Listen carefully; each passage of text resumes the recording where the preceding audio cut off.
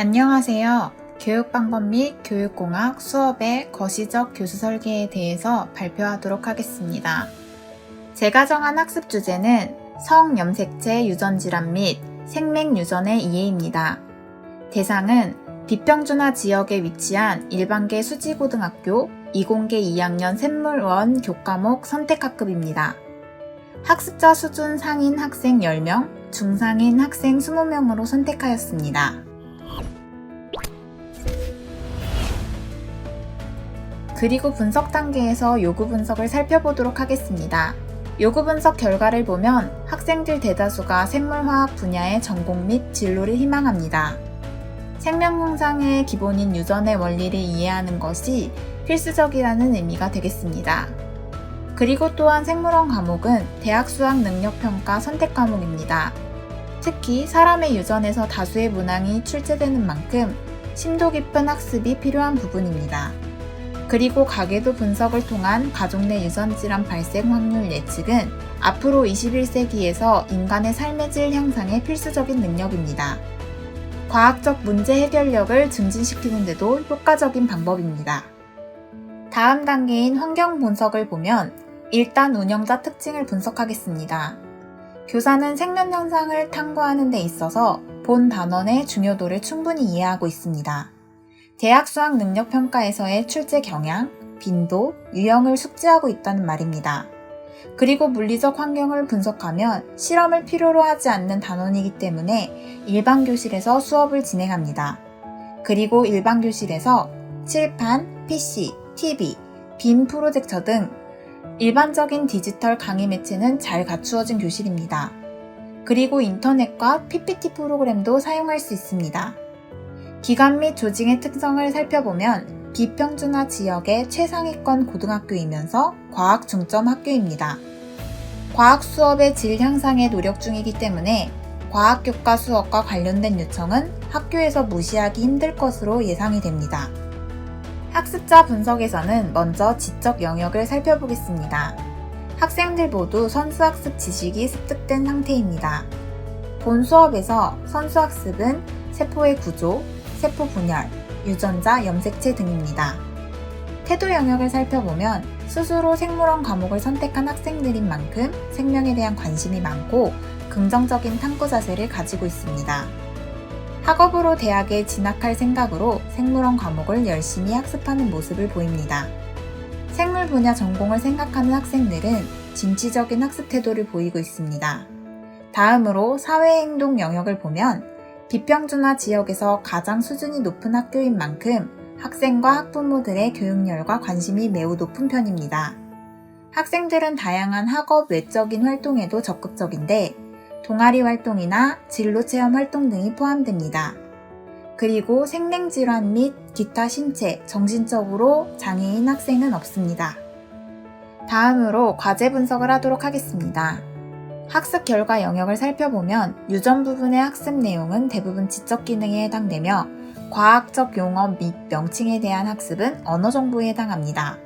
그리고 하위 단계 위계 분석을 실시해보면 표에 보시는 것과 같이 일단 성염색체의 개념을 이해해야 하는데 성염색체의 개념을 이해하기 위해서는 세포 구조 및 기관의 이해부터 시작해서 상염색체의 개념까지 이해를 해야 합니다. 그리고 성염색체의 개념을 이해한 후에 생맥유전의 이해가 필요합니다. 생맥유전의 이해를 위해서는 세포 분열의 과정을 이해하는 것부터 무성생식, 유성생식, 감수분열, 멘델의 법칙을 이해해야 하며 또한 보인자 및 환자의 정의를 이해하고 생명의 정의를 이해해야 합니다. 생맥유전을 이해한 후에는 가계도를 통한 생맥유전 확률을 구할 수 있어야 합니다. 이 단계에 필요한 하위 단계는 가족관계 명칭 및 개념 이해, 가계도 개념 이해, 조건부 확률 이해가 있습니다.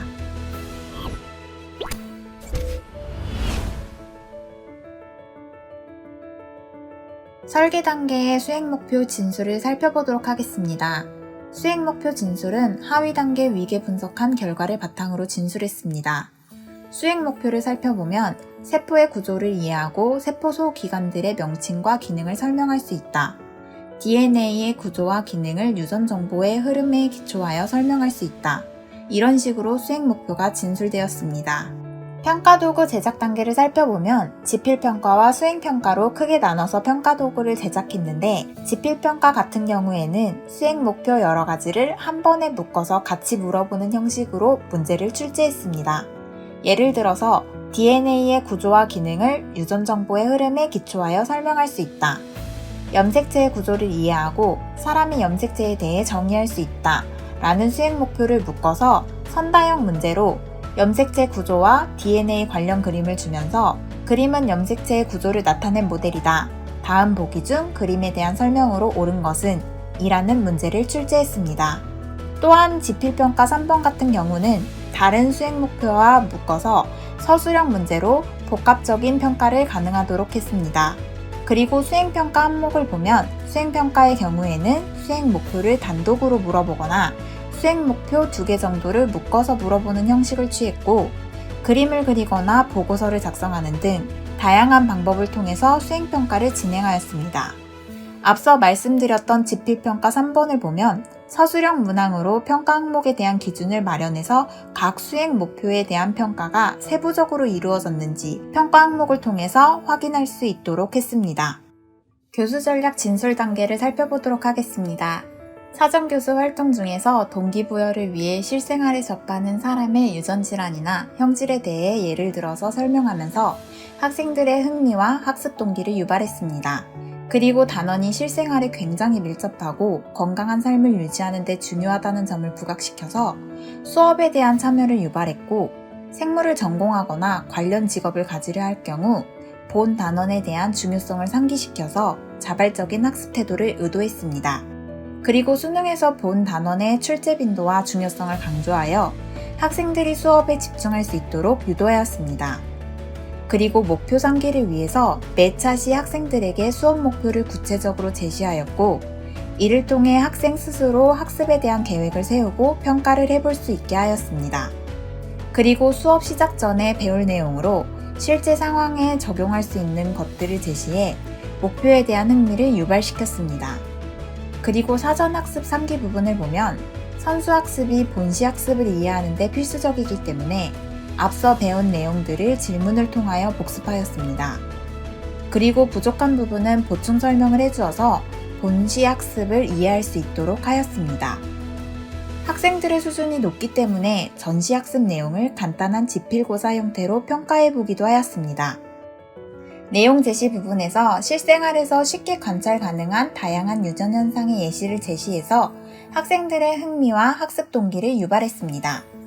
그리고 학생들의 학습 수준이 높고 모두 선수학습이 되어 있기 때문에 학습의 내용 제시 속도는 어느 정도 빠르게 제시하여 수업이 지루하지 않도록 하였습니다. 그리고 유전 확률에 대한 문제풀이는 학생들의 5개념이 형성되기 쉬운 내용이므로 풀이 과정을 명확하게 제시하였습니다. 그리고 학습자 참여 부분에서 활발한 참여를 유도하기 위해 연습용 문항에 답을 맞춘 사람에게 포인트를 지급하여 참여 동기를 유발하였습니다. 그리고 학생들의 선의의 경쟁심을 자극하고 흥미를 유발하기 위해서 팀별 문제풀기 토너먼트를 진행하였습니다. 피드백 부분입니다. 본 단원은 선수학습이 본시학습에 필수적입니다. 따라서 다음 학습을 위해서 학생들의 5개념을 즉각적으로 피드백해 주어야 합니다. 과학적 개념을 정확히 이해하고 있는지 여부를 확인하기 위해 연습용 문항을 통한 확인이 필요한 부분입니다. 그리고 파지와 전이를 살펴보겠습니다. 파지를 하기 위해서 과학적 용어의 정의와 이론을 매 차시 반복적으로 학습해 기억하겠습니다. 또한 전이가 잘 일어나게 하기 위해 우리 주변에서 흔히 볼 수 있는 유전의 예시를 들어서 실생활과 직접적으로 연결지어줬습니다. 다음으로 효과적인 수업 전략을 위해서 학습자의 평균 수준을 고려한 전략을 세웠습니다. 학생들 대부분의 지적 능력이 평균보다 뛰어나기 때문에 학생들에게 흥미와 동기를 유발하기 위해서 교과서보다 다소 어려운 수준의 문제를 제시하기도 했습니다. 그리고 학습자 집단을 구성할 때 약간의 수준 차이가 나는 학생들을 이지 집단으로 묶어서 선의의 경쟁적 구도를 구성하도록 유도했습니다. 그리고 경쟁을 통해 학습 동기가 유발되고 학생들 간의 동료 튜터링이 발생하여 동료 학습이 일어나게 했습니다. 교수 매체 선정에서는 멘델의 유전 법칙의 이해를 돕고 흥미를 유발하기 위해서 멘델의 삶에 대한 동영상 자료를 준비하였습니다. 그리고 실생활에서 접할 수 있는 유전 현상의 다양한 예시를 사진으로 제시하여서 학생들의 흥미와 긍정적인 관심을 유도하였습니다. 개발 단계의 교수 자료 개발을 보겠습니다. 우선 교수용 PPT 자료를 개발하였습니다. PPT 자료에는 전시학습 복습을 위한 퀴즈가 포함되었습니다. 그리고 수업 중 이해와 흥미를 위한 예시로 제시할 그림을 포함하고 세포 분열 등 글로는 쉽게 이해하기 힘든 내용을 이해시키기 위한 동영상 자료를 첨부하였습니다. 또한 연습용 문항지를 개발하였습니다.